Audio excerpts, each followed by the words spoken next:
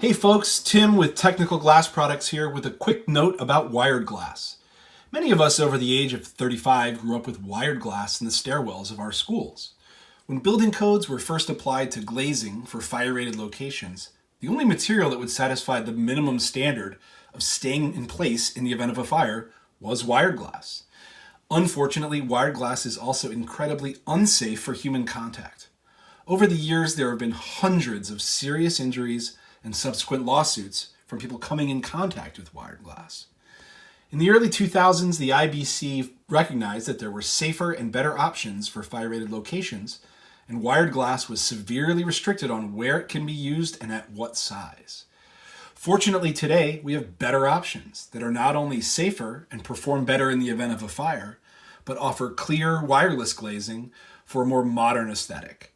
Glass ceramics and fire-resistant glazing, which is glass reinforced with intumescent interlayers, offer larger lights of glass without the appearance of wires. This is Tim with Technical Glass Products. Thanks for watching.